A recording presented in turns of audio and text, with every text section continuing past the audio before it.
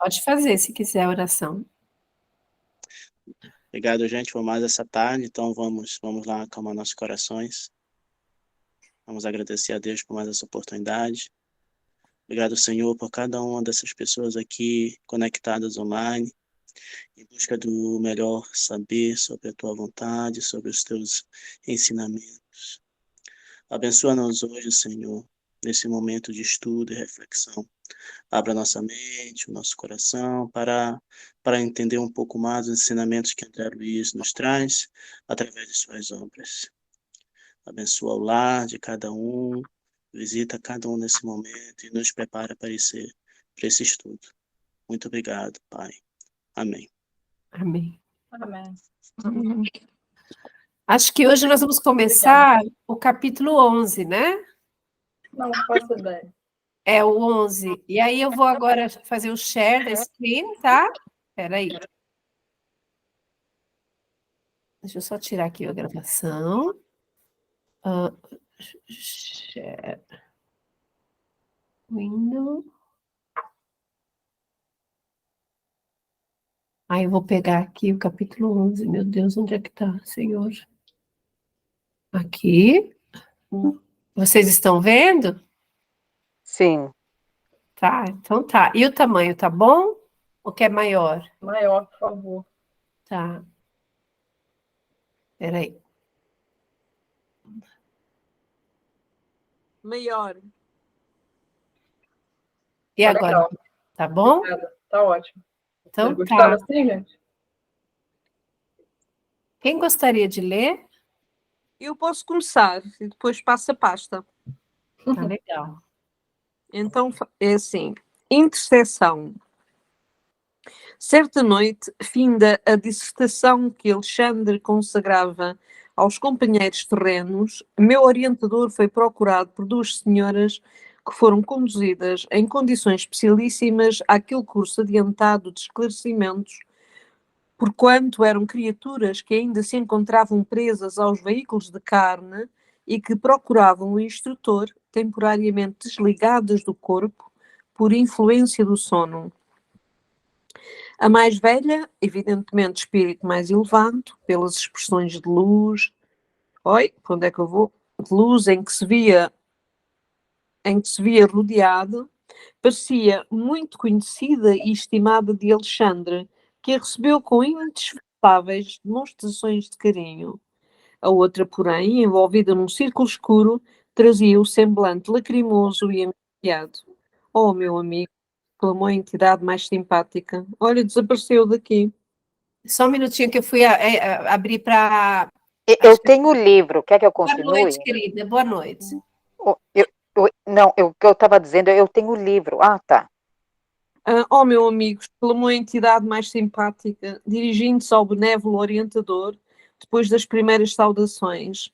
Trago-lhe minha prima Esther, que perdeu o esposo em dolorosas circunstâncias. E enquanto a senhora indicava, enxugava os olhos, em silêncio, acabrunhadíssima, a outra continuava. Alexandre, conheço a elevação e a urgência de seus serviços. Entretanto, ouço pedir sua ajuda para os nossos pesares terrestres. Se houver absurdo em nossa rogativa, desculpe-nos com o seu coração clarividente e bondoso. Somos mulheres humanas. Perdoe-nos, pois, se batemos à sua porta de benfeitor para atender a problemas tristes. É Telvina, minha amiga, falou o instrutor com entonação de ternura. Em toda a parte a dor sincera é digna de amparo. Se há sofrimentos na carne, existem eles também aqui, onde nos encontramos, sem os despojos grosseiros e, em todos os lugares, devemos estar prontos à cooperação legítima. Diga, portanto, o que desejam e ponham-se à vontade. Ambas as senhoras demonstraram-se aliviadas e passaram a conversar calmamente. Até ao fim feita, apresentou então a companheira que começou a relatar seu doloroso romance. Casada-se fazia 12 anos, com o segundo noivo, que o destino lhe reservara, esclarecendo que o primeiro, ao qual amara muito, suicidara-se em circunstâncias misteriosas. A princípio, preocupara-se intensamente com a atitude de Noé, o noivo primeiro, bem amado de seu coração. Todavia, o devotamento de Raul, o esposo que o céu lhe enviara, conseguira desfazer-lhe as mágoas do passado, edificando-lhe a aventura.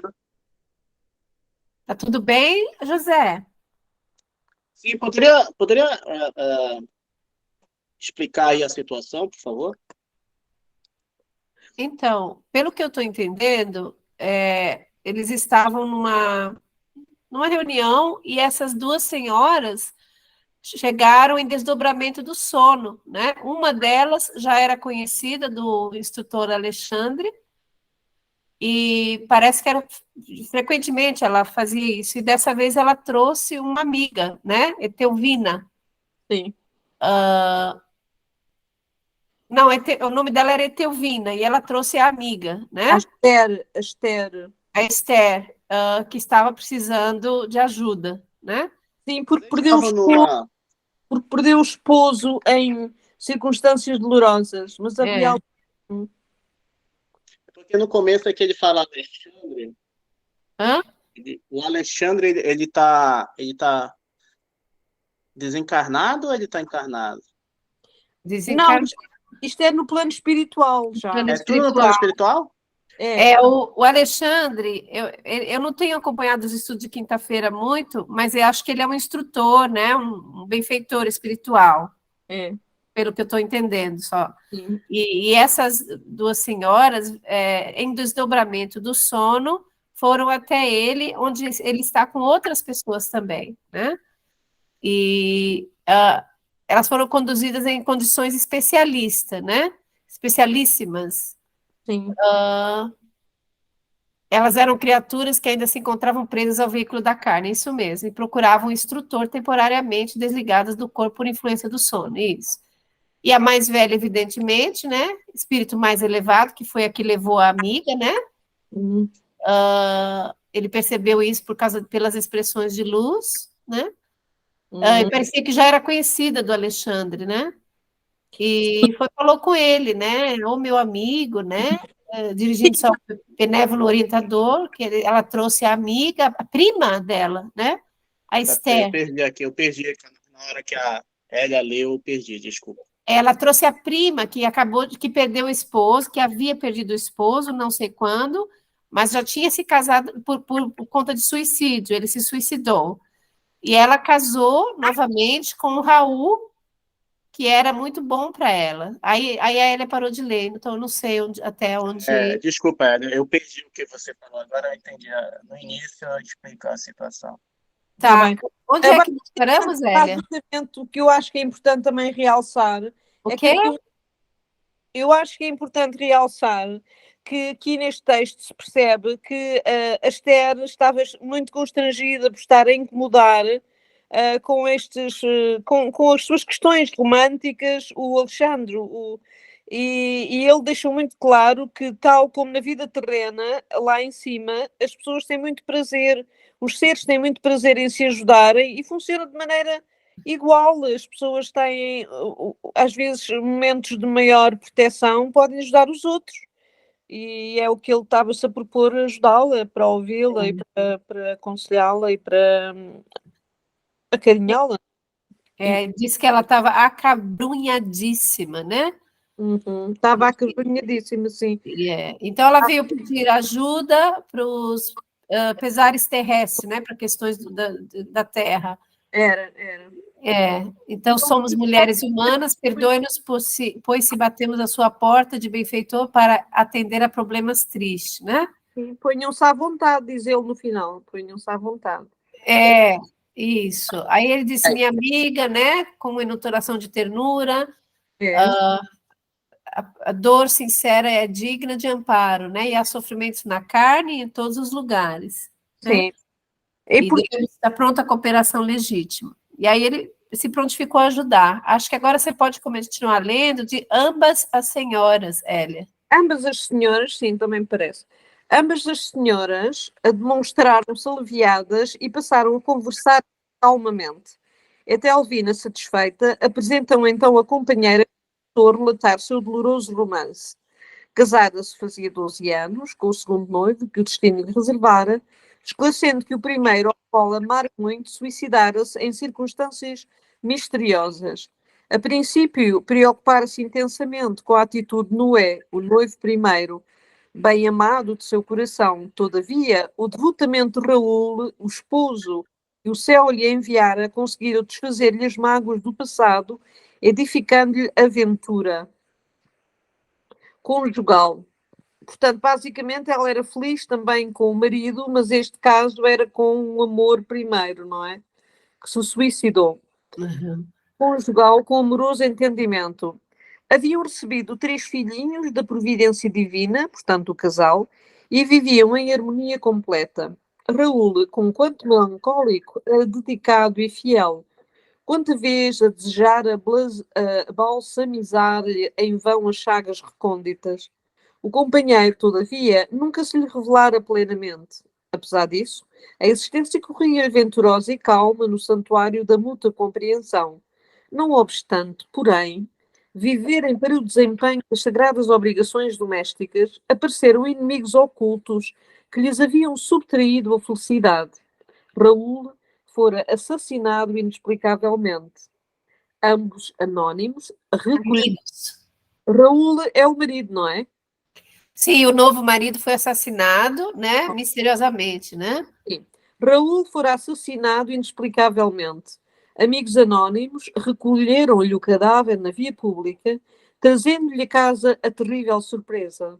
Tinha ele o coração varado por um tiro de revólver, que, embora encontrado junto do corpo em sangue, não lhe pertencia. Que mistério envolveria o idioto crime? Diversos populares, isto é a descrição do que aconteceu, não é? Diversos populares e policiais acreditavam tratar-se de suicídio, tanto assim que todas as diligências da justiça criminal se encontravam interrompidas. Entretanto, em sua convicção de mulher, admitia o assassínio.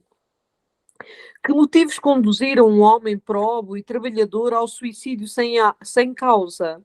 Porque se mataram Raul quando tudo lhes era favorável relativamente ao futuro. Inegavelmente, seus recursos financeiros não eram extensos, mas sabiam equilibrar com decência a despesa doméstica e a receita comum. Não, não. O companheiro, a seu parecer, teria partido da crosta por imposição de tenebroso crime. Mas em sua generosidade feminina, estéril em lágrimas, não desejava positivar a culpabilidade de ninguém, nem desejava vingar-se e, sim, acalmar o coração em desalento. Seria possível, por intermédio de Alexandre, sonhar com o companheiro no sentido de obter-lhe as notícias diretas e fazer-lhe sentir o carinhoso interesse do lar? Em vista dos filhos pequenos e de 2 velhos tios que estavam dependentes de seus préstimos, a angustiada viúva encontrava-se em péssimas condições financeiras. Na viuvez inesperada, todavia, acrescentava em pranto, estava disposta a trabalhar e consagrar-se aos filhinhos, recomeçando a vida, mas antes disso, desejava algum conforto para o coração, anelava inteirar-se. Onde é que estás aí? Tu andas com os saltos? Eu já não me perdi. Andava a inteirar-se. Do ocorrido. Tá vendo onde está azul? Sim, sim. Ali. Ok. Coração anelada a inteirar-se do ocorrido e, obrigada, e conhecer a situação do esposo para conformar-se. E no fim da longa e sentida exposição, rematava lacrimosa dirigindo-se ao seu orientador. Por piedade, generoso amigo, nada me podeis dizer? Que terá sido feito do Raul? Quem o teria assassinado e porquê? A viúva sofredora parecia alucinada de dor e internara-se através das mais descabidas indagações. Alexandre, porém, longe de se degustar com as perguntas intempestivas, assumira atitude paternal e, carinhosamente, tomou as mãos da interlocutora e respondendo-lhe: tenha calma e coragem, minha amiga. Neste momento, não é fácil esclarecê-la. É imperioso se indicar com cuidado a fim de solucionar o problema com o critério devido. Volte, pois, ao lar e descansamente oprimida.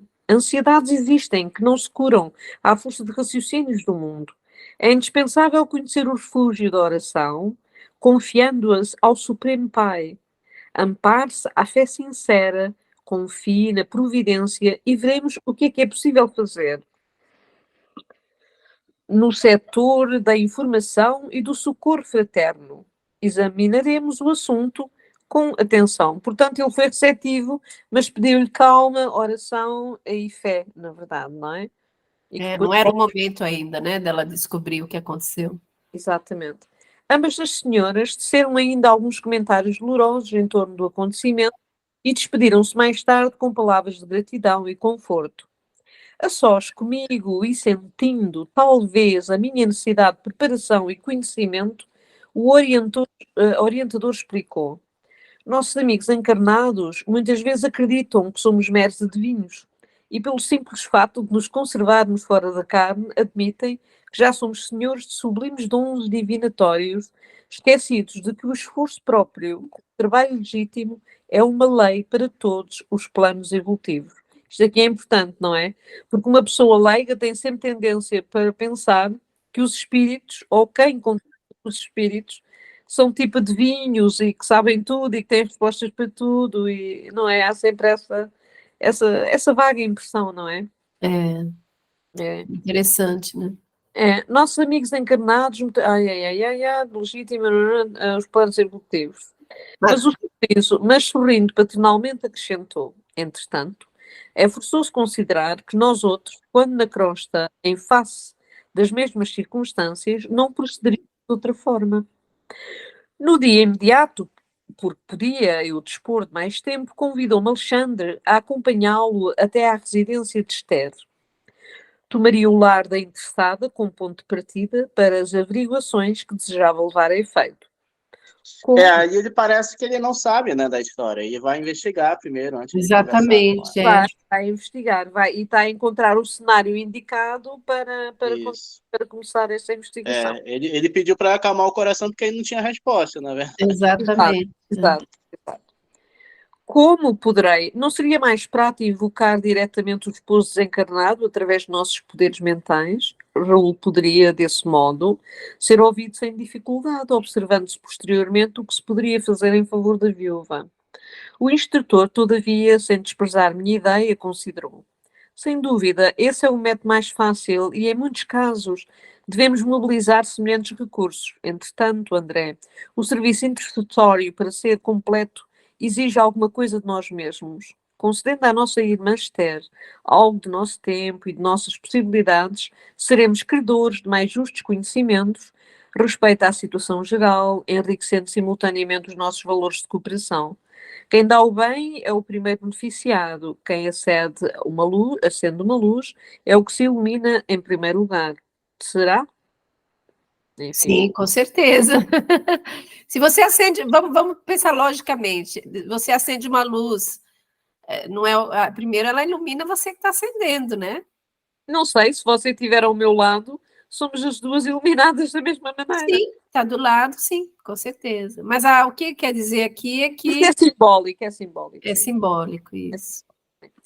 Eu não entendi aí. Por que ele não foi chamar o Raul? Deixa eu ver, vamos voltar aqui um pouquinho nessa parte. Esse o instrutor, todavia...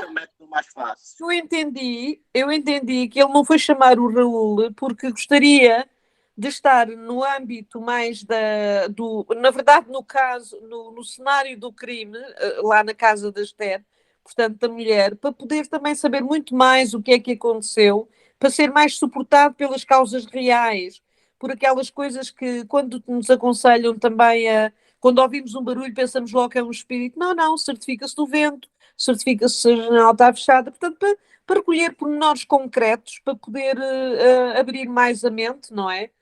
E provavelmente para criar, através desses pequenos detalhes, mais sintonia com o próprio Raul, vibratoriamente falando. Não sei. Então, ele disse que até poderia invocar diretamente, né, o esposo desencarnado, mas como no processo de descobrimento, de investigação do que tudo que aconteceu, eles também vão se enriquecer com esse processo, aprendendo, né? E será útil para ela também. Então, nem sempre é bom fazer direto. Às vezes, o processo, até se chegar é muito importante, é mais importante ainda pelo aprendizado, né? Olhar a situação a respeito da situação geral, enriquecendo simultaneamente nossos valores de cooperação, tanto deles quanto dela, né? Sim. Sim, tens razão, Alex. Quem dá o bem é o primeiro beneficiado, como já tínhamos lido. Quem acende a luz é o que se ilumina em primeiro lugar. Como que não desejava dilatar a conversação, Alexandre silenciou, pondo-nos ambos a caminho, compreendendo eu, mais uma vez, que como na Terra o serviço de colaboração fraternal no plano dos espíritos reclama esforço, tolerância e diligência. A casa da pobre viúva localizava-se em rua modesta e, embora relativamente confortável, parecia habitada por muitas entidades de condição inferior, o que observei sem dificuldade pelo movimento de entradas e saídas, antes mesmo de nossa penetração no ambiente doméstico. Interessante, hein? Entramos sem que os desencarnados infelizes nos identificassem a presença em virtude do baixo padrão vibratório que lhes caracterizava as percepções. O quadro, porém, era doloroso de ver-se, pois eu tive a ideia que era isto que ele estava a precisar, de se situar-se desde o princípio no cenário do crime para poder canalizar e resolver o caso melhor. O ambiente lá não estava muito do bom, né? Yeah. Não estava muito bom, não. Exato. A família constituída da viúva, 3 filhos e um casal de velhos, que eram os tais tios, não é? Permanecia à mesa de refeições no almoço muito simples. Entretanto, um fato até então inédito para mim feriu uma observação. 6 entidades Só um envolvidas. detalhe aqui, então, ele foi no dia anterior, né? Porque está no almoço, porque a Esther conversou com o Alexandre durante o sono, né? Aí o Alexandre pediu, uma filha, vai, descansa, que a gente vai resolver isso aí. Então, provavelmente foi no dia seguinte, né? Na No hora do dia almoço. seguinte, exatamente, é o que eu entendo também. Seria uma observação, 6 entidades envolvidas, portanto, havia ali entidades menos simpáticas, não é? E 6, né? Em círculos escuros, acompanhávamos ao repasto como se estivessem tomando alimentos por absorção. Oh, meu Deus. Oh, e foi mesmo o que eu disse, oh, meu Deus, mas foi para mim e depois me vi, oh, meu Deus. Exclamei aturdido, dirigindo-me ao instrutor. Será crível desencarnados à mesa? Alexandre replicou tranquilo. Meu amigo, os quadros de viciação mental, ignorância e sofrimento nos lares sem equilíbrio religioso são muito grandes. Onde não existe organização espiritual, não há defesas da paz de espírito. Isto é, intuitivo, para todos os que estimem o reto pensamento. Após ligeiramente... Onde não existe organização espiritual. O que quer dizer com isso? Acho que é onde não se faz o evangelho no lar, não se cultiva a religiosidade ou a espiritualidade, onde ninguém tem consciência e nem pratica, né? Nenhum ato espiritual ou religioso. Eu acho que é isso. E praticares aquilo que se prega, não é? Quer dizer, a prática, a meditação, a reflexão, o silêncio. Ou mesmo orar. Tem casas que ninguém Orar? ora. Ninguém da família ora, né? Exato. Então, assim, só para ver se eu entendi aqui o quadro descrito, a família toda estava reunida na hora do almoço, comendo, e os espíritos ali presentes, de baixo vibração, estavam absorvendo aquele alimento. Isso, 6 entidades, meu Deus do céu. 6, é um para cada, então, né? Jesus, acho que sim, são 3 filhinhos, ela e os 2 tios, isso, um para cada. Um para cada. Após ligeira pausa em que se fixava compadecido, a paisagem interior prosseguiu. Porque desencarnavam em condições de excessivo apego aos que deixaram na crosta, neles encontrando as mesmas algemas, quase sempre se mantêm ligados à casa, às situações domésticas, aos fluidos vitais da família. Oh, dia. Alimentam-se com a parentela e dormem nos mesmos aposentos, onde se desligaram do corpo físico. Meu Deus. A se alimentar de facto utilizando, mas chegam a se alimentar de facto utilizando os mesmos acepipes do outro tempo. Indaguei espantado ao ver a satisfação das entidades congregadas ali, absorvendo gostosamente as emanações dos pratos fumegantes. Oh, meu Deus! O que é esse ACPIP aí? Alguém entra no dicionário? Não sei. Deixa eu ver. A CEPIP são pratos, né? É uma palavra portuguesa, não é, Hélia? Não é isso, Hélia? Não, as pipes são pratos, mas são pratos com características de snack. Aquilo que nós em Inglaterra chamamos de snack. Pequenas coisinhas, as pipes, entradas. Sabes, aquelas entradas assim... Petiscos. Appetizer, né? Petiscos, exatamente. É, São mais petiscos do que aquelas refeições de first course. isso nos Então, Estados Unidos. aqui o André Appetizer. Luiz pergunta, mas essas entidades chegam a se alimentar de fato, utilizando os mesmos alimentos de outro tempo? Indaguei espantado, né? Ao ver a satisfação das entidades congregadas ali, absorvendo gostosamente as emanações do pratos fumegantes. Exatamente. São aquelas pessoas que provavelmente desencarnam com muito pouca capacidade de independência, não é? Que ficam muito pegados aos sítios, à família, que, pronto, são pessoas que não têm o no attachment muito trabalhado e que supostamente a grande consolação da vida seria o alimento, não é?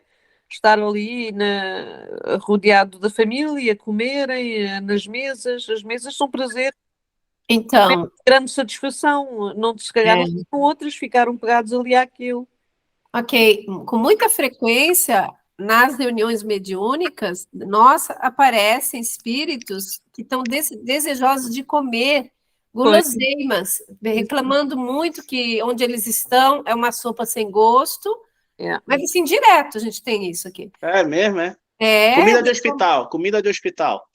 eles xingam a comida, falam que é comida de hospital, falam que a sopa é horrorosa, que não vão comer a sopa, falam de doce, mencionam, teve um outro dia que eu morri de pena. Ele estava com muita vontade de comer pão com ovo. Depois teve um que falou de cachorro quente. É muito comum os espíritos que desencarnam assim, viciados na comida, às vezes até desencarnam por conta de excesso de alimentação, eles voltam, eles estão ainda viciados, né, em comer, e eles fazem um escândalo que eles querem comer, não é qualquer coisa que eles querem comer, não. Sim, tem cravings, não é? E além disso também, é biológico, é algo que a comida e a nutrição é biológico, não é uma coisa que nós decidimos fazer, é mesmo, não é? É imprimido no nosso registro de vivencial, não podemos fugir a isso, não é? Não, mas eles já não precisam mais, só que eles não conseguem perceber isso, né? A gente tenta explicar, mas não consegue. Essa situação me lembra o filme Ghost. É antigo esse filme, não sei se vocês assistiram. Aham. Que o cara lá, ele quebra um vendor machine e aí cai os cigarros. Oh, que eu faria de tudo para dar mais um trago. Por que eu morri? Por que me mataram? Isso marcou bastante assim essa cena para mim. Não, vem bastante espíritos pedindo para fumar, falam para mim, assim, eu várias vezes já que sabe onde que tem cachaça aqui em casa, porque eu tenho cachaça, eu não bebo álcool, quem me conhece aqui sabe que eu não bebo álcool de jeito nenhum, mas eu tenho cachaça para temperar o frango no armário, e os espíritos falam, eu sei que a cachaça está no armário ali.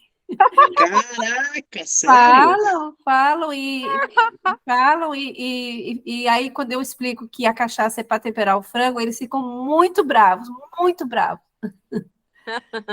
É triste, na verdade, viu?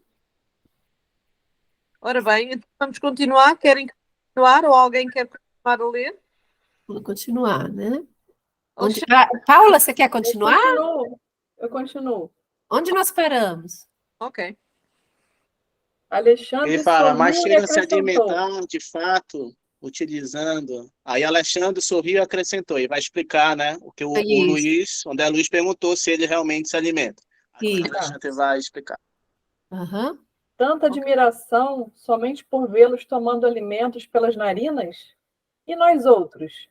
Desconhece você, porventura, que o próprio homem encarnado recebe mais de 70% da alimentação comum através de princípios atmosféricos captados pelos condutos respiratórios, você não ignora também que as substâncias cozidas ao fogo sofrem profunda desintegração. Ora, os nossos irmãos, viciados nas sensações fisiológicas, encontram nos elementos desintegrados o mesmo sabor que experimentavam quando em uso do envoltório carnal. No entanto, ponderei, parece desagradável tomar refeições, obrigando-nos à companhia inevitável de desconhecidos e, mormente, desconhecidos da espécie que temos sob os olhos. Mas você não pode esquecer, aduziu o orientador, que não se trata de gente anônima. Estamos vendo familiares diversos que os próprios encarnados retêm com as suas pesadas vibrações de apego doentio. Alexandre pensou um momento e continuou. Admitamos, contudo, a sua hipótese. Ainda que a mesa doméstica estivesse rodeada de entidades indignas, estranhas aos laços consanguíneos, resta a certeza de que as almas se reúnem obedecendo às tendências que lhes são características e às circunstâncias de que cada espírito tem as companhias que prefere. E desejoso de fornecer bases sólidas ao meu aprendizado, considerou: a mesa familiar é sempre um receptáculo de influenciações de natureza invisível. Valendo-se dela, medite o homem no bem, e os trabalhadores espirituais, nas vizinhanças do pensador, virão partilhar-lhe o serviço no campo abençoado dos bons pensamentos. Conserve-se a família em plano superior, rendendo culto às experiências elevadas da vida, e os orientadores da iluminação espiritual aproximar-se-ão, lançando no terreno da palestra construtiva as sementes das ideias novas, que então se movimentam com a beleza sublime da espontaneidade. Entretanto, pelos mesmos dispositivos da lei de afinidade, a maledicência atrairá os caluniadores invisíveis, e a ironia buscará, sem dúvida, as entidades galhofeiras e sarcásticas, que inspirarão o anidatário menos digno, deixando margem vastíssima à leviandade e à perturbação. Indicando o grupo à mesa... Quer falar? Eu queria comentar. Pode comentar. Nesse capítulo aí que a Paula acabou de ler, ó, no início do parágrafo, a mesa familiar é sempre um receptáculo de influenciações de natureza invisível. Valendo-se dele, medite o homem no bem. Assim, eu entendi que quando tivermos, né, reunidos em família, sempre pedir, né, falar com Deus, abençoar aquele momento. Na verdade, eu acho lindo isso. Na verdade, eu não faço, mas tem evangélicos que eles não comem sem fazer uma oração, né? Na hora da... Eu tenho uma família que é evangélica, são amigos, já vieram várias vezes para cá, ficaram aqui em casa, e eu observo que todas as vezes que a gente põe a comida na mesa, antes de começar a comer, eles fecham o olho e fazem uma oração baixinho, para eles mesmos. Todas as vezes. Eu acho lindo.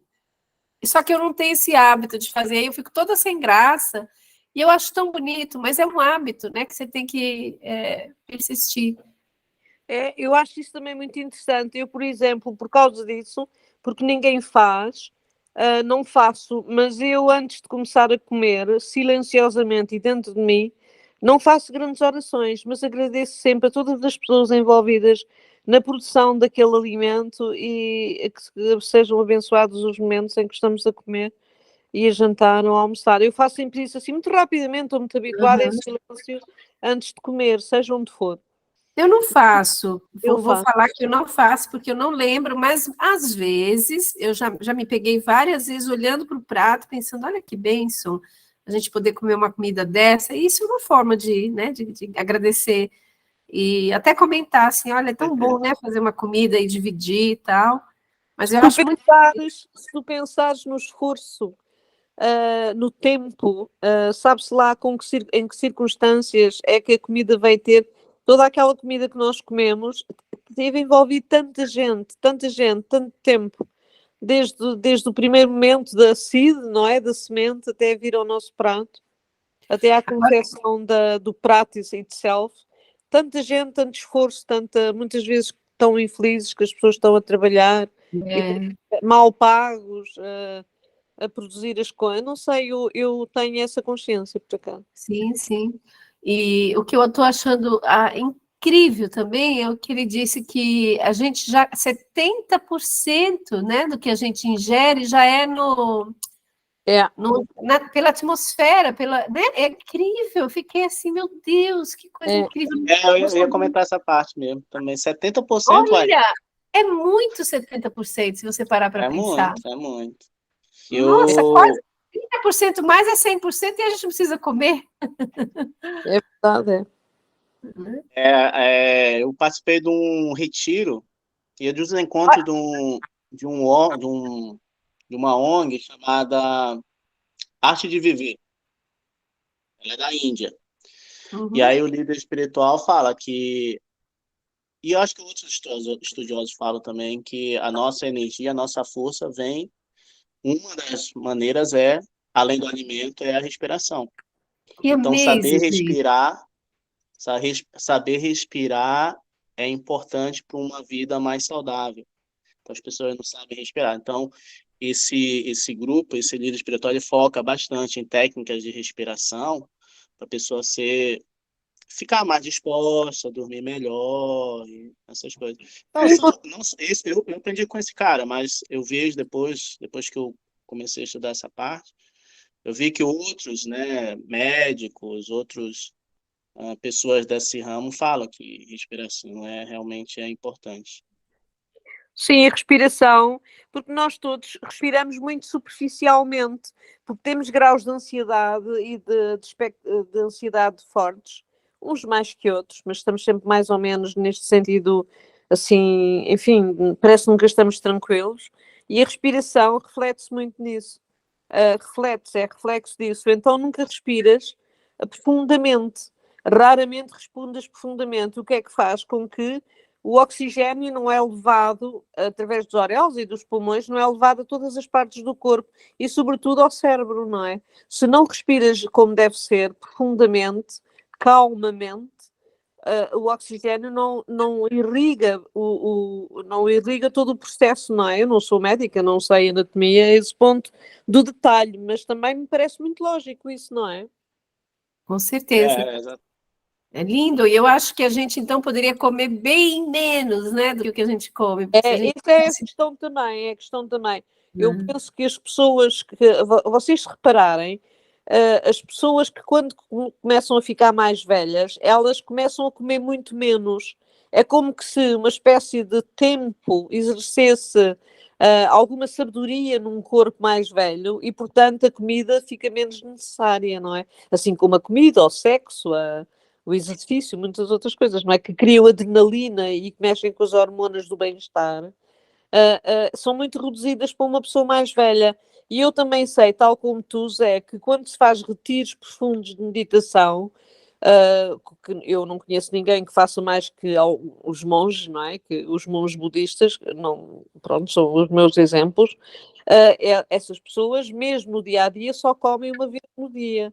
E não, eles podem estar magros, mas têm uma atividade e uma energia, estou a falar de um modo geral, claro, uma energia sei lá, extraordinária, não é? Mas são magros, mas têm sempre imensa energia e estão sempre a carburar com muito pouca disturbance entre o corpo, a mente e o espírito, não é? E porque o alimento causa disrupção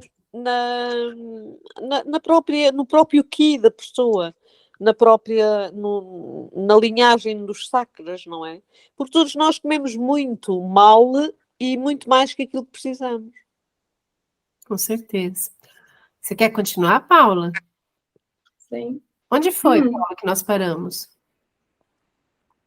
Nem sei mais. Ficando o grupo à mesa, Alexandre acentuou. Peraí, gente. Ah,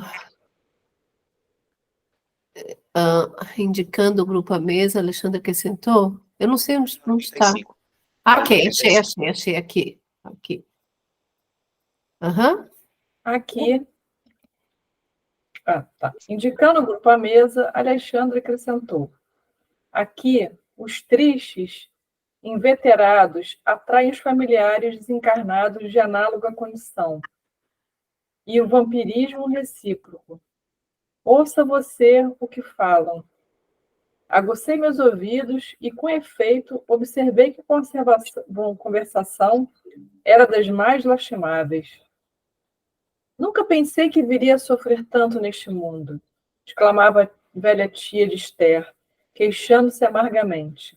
Agostinho e eu trabalhamos tanto na mocidade, agora chegados à velhice, sem recursos para enfrentar a vida, somos obrigados a sobrecarregar uma pobre sobrinha viúva. Oh, que doloroso destino! Enquanto as lágrimas lhe corriam nas faces de cera, o ancião fazia coro. É verdade. Para uma vida laboriosa e difícil, tão amargosa, compensação. Jamais esperei uma velhice tão escura.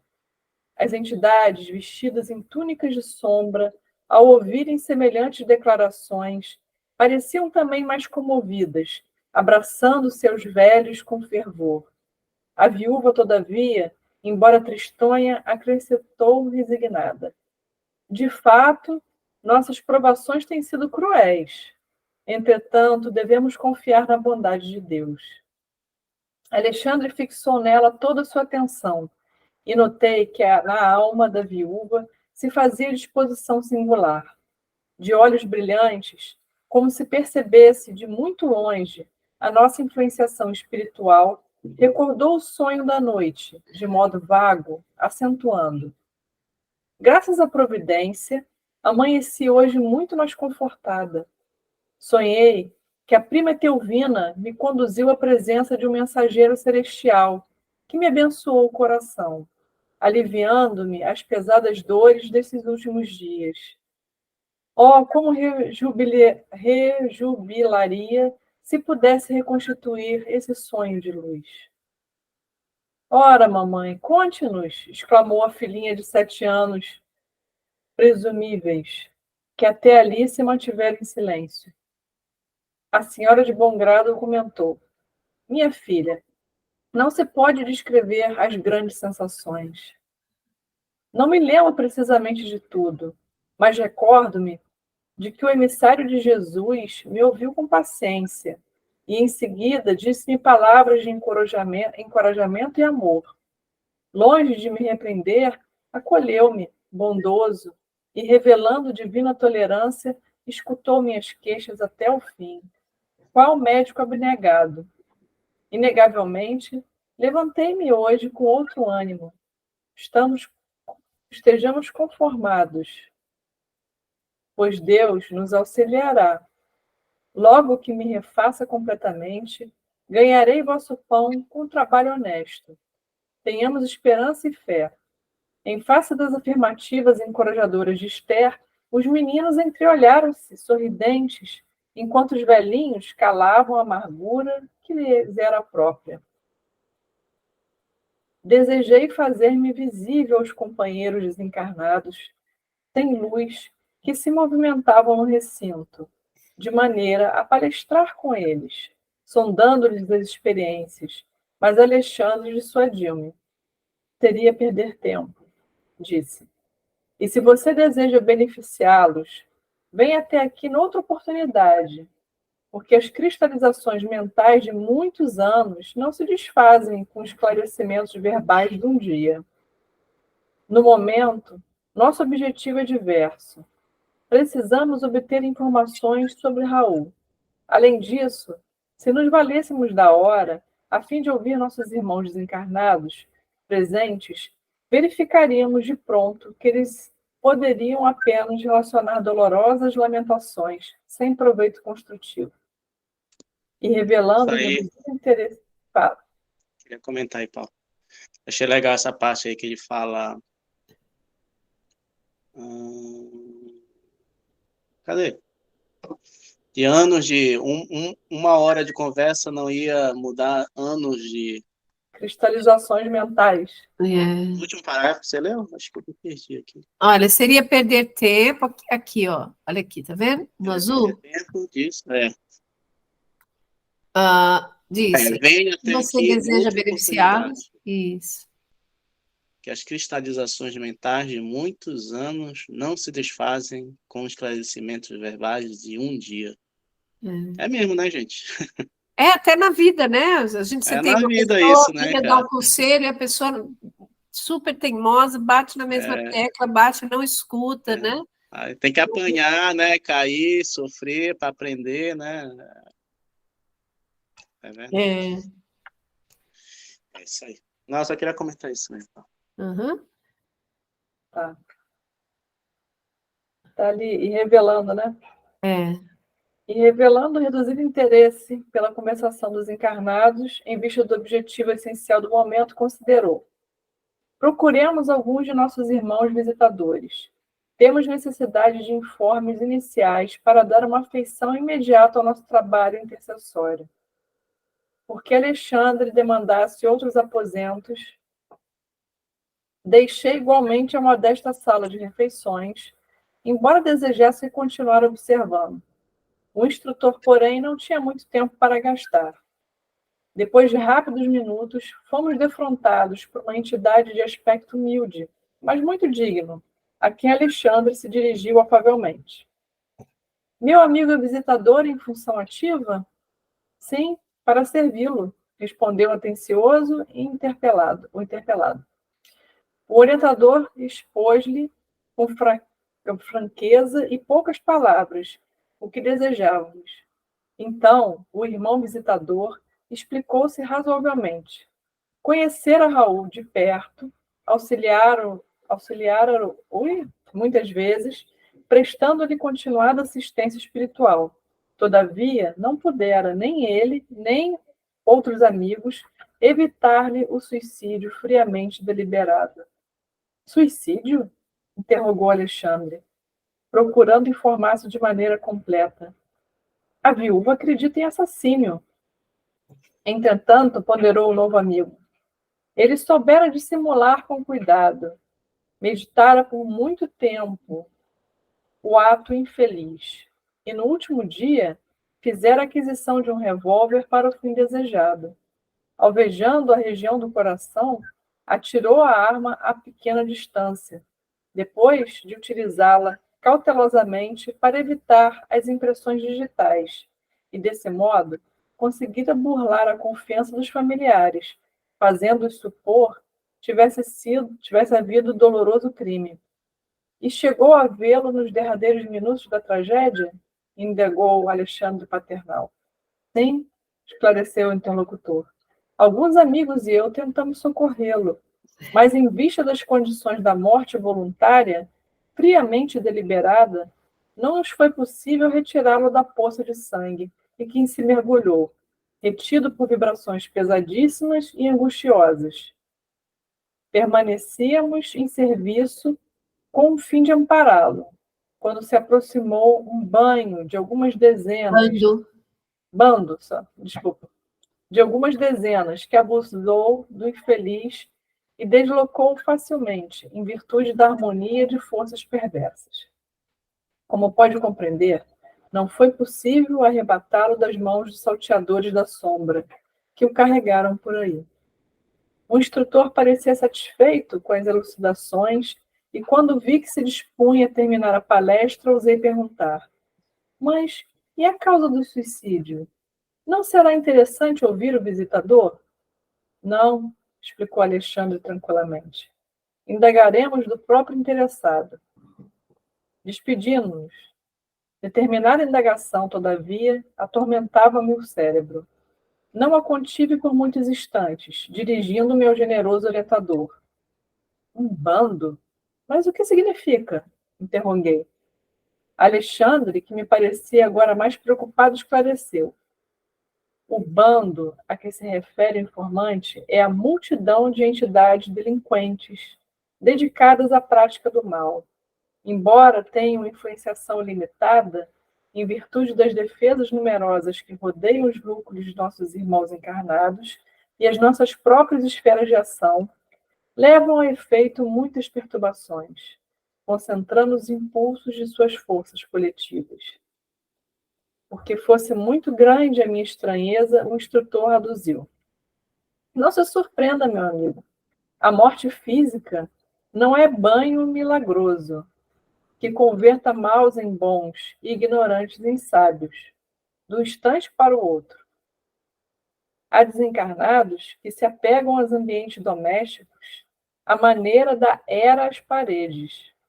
Outros, contudo, em vultuoso número, revoltam-se nos círculos da ignorância que lhes é própria e constituem as chamadas legiões das trevas, que afrontam o próprio Jesus por intermédio de obsidiados diversos. Organizam-se diabolicamente, formam cooperativas criminosas e ai daqueles que se transformam em seus companheiros. Os que caem na senda evolutiva pelo descaso das oportunidades divinas são escravos sofredores desses transitórios, mas terríveis poderes das sombras, em cativeiro que pode caracterizar-se por longa duração.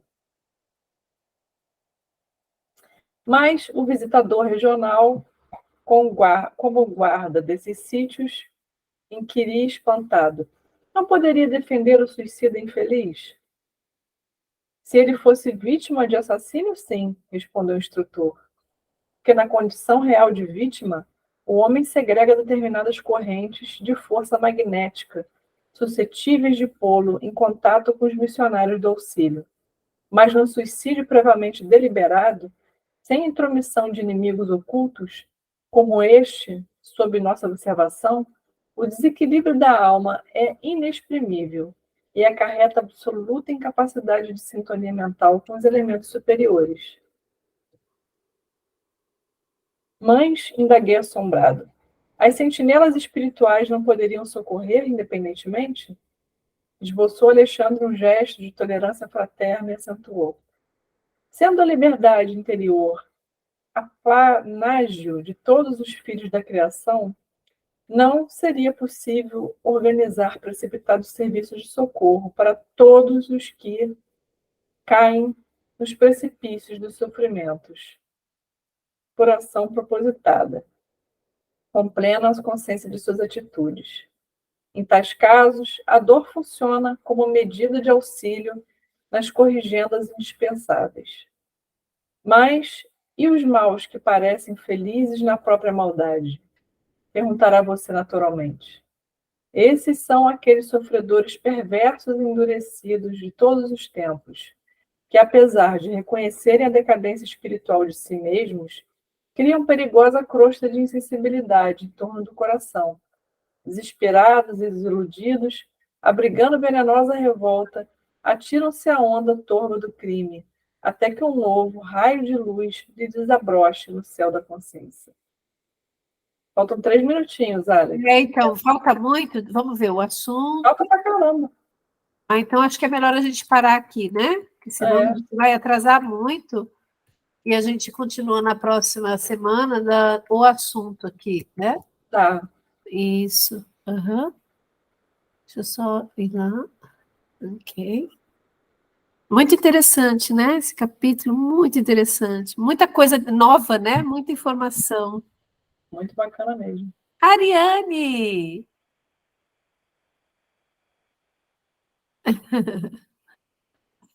Ariana, já está cá, Ariana. Acho que ela não pode falar, deve estar com as crianças. Tô aqui. Oi, boa noite! Boa noite, Oi, tudo Ariana. bem? Já voltou? Eu coloquei as crianças aqui para dormir, mas eu tô quietinha aqui. Ah, que delícia. Tá bom, seja bem-vinda, que saudade. Obrigada, a gente se vê no domingo, pessoal. Sim, com certeza. Então tá, gente, como a gente está com o tempo super curtinho, vamos encerrar? Sim. Sim. Alguém gostaria de fazer a oração de encerramento? eu não vou poder, porque posso a todo momento ter que interromper. Eu posso fazer.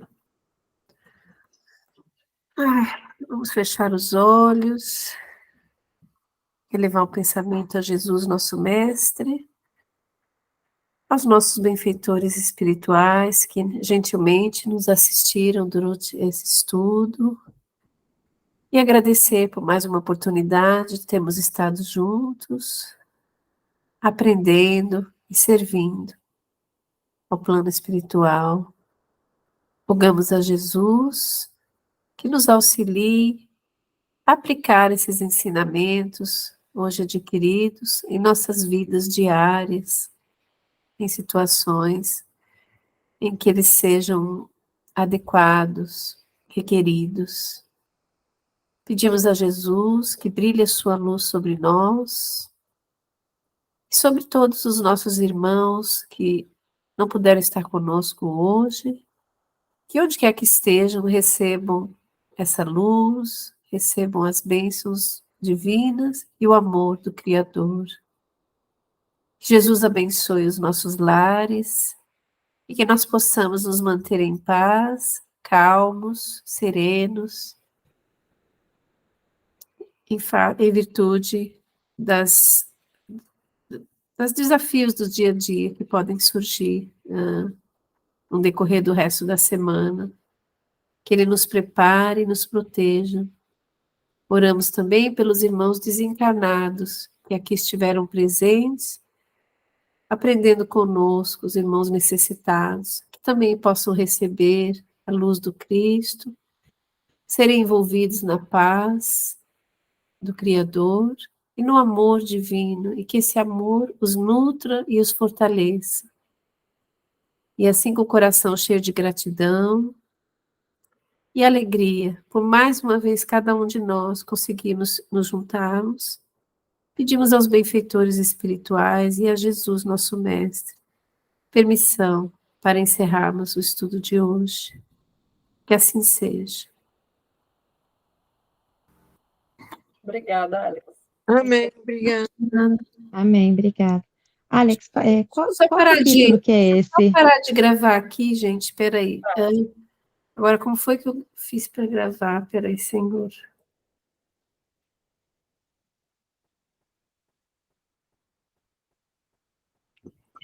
Tem um botão vermelhinho no Aqui. canto da esquerda, lá no alto. Pronto.